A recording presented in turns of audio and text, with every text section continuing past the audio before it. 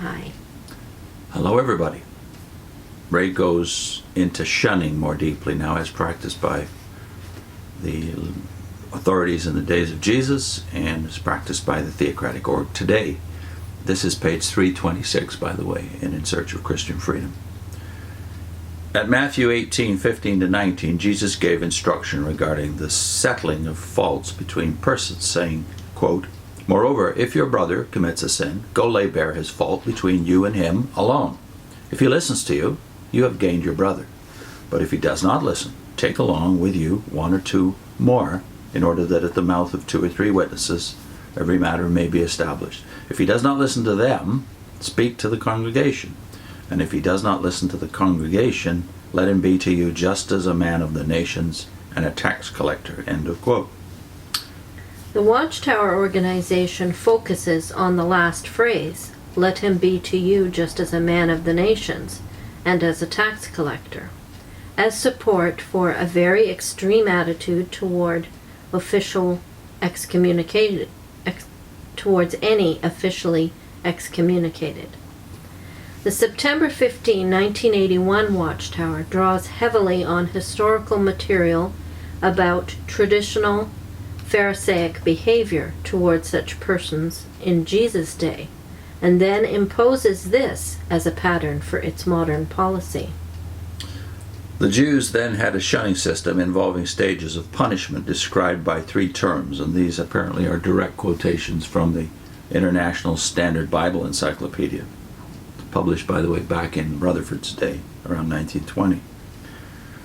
First stage of Jewish discipline, nidu.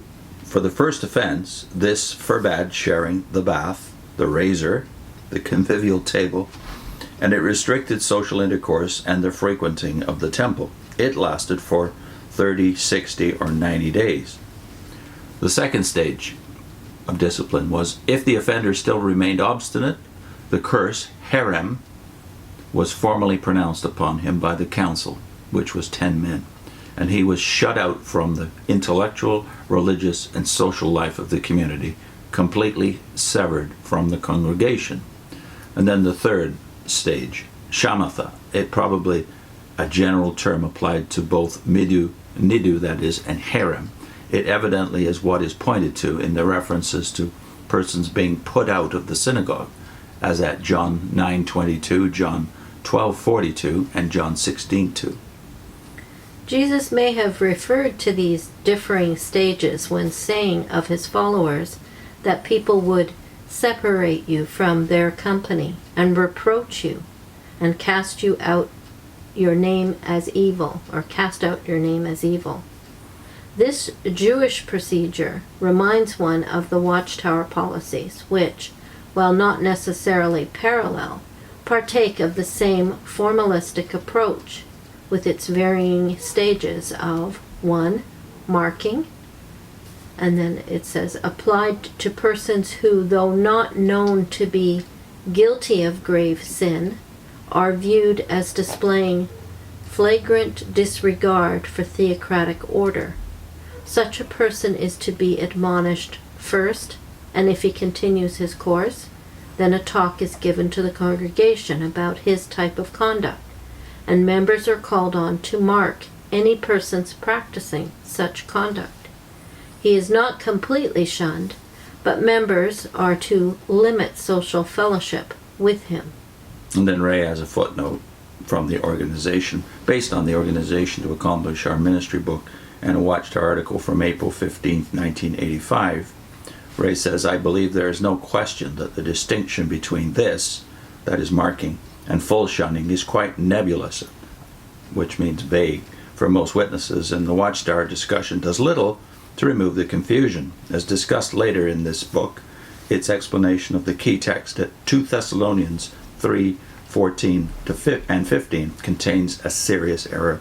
And that's the text where it actually says in the New World Translation, "Mark such a man."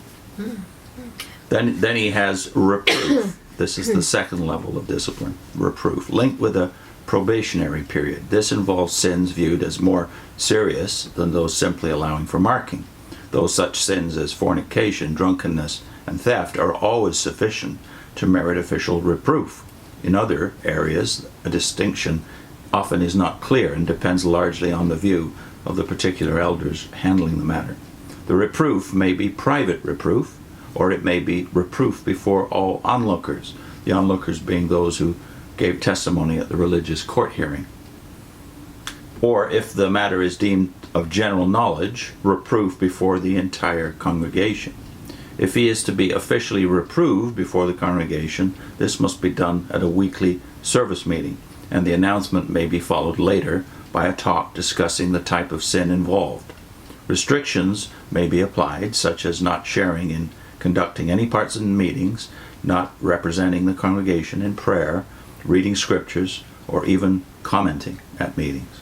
The person is not officially labeled as to be shunned, but invariably he or she experiences cool treatment and a reduction of social acceptance, and is almost certain to be the subject of negative talk and conjecture, the actual facts of the case being known only to the elders.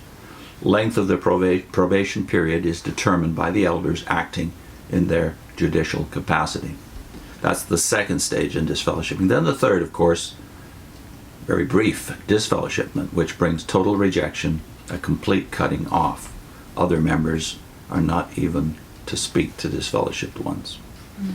So in the next segment, Ray goes more deeply into the Matthew 18 text specifically. So we'll put a link right on your screen now to our video we've already shot on the only place in the New Testament where Jesus discusses the church, Matthew 16 and 18, and uses the name church, I should say, uses the word church. And interestingly, he goes in the second text, Matthew 18, to church discipline.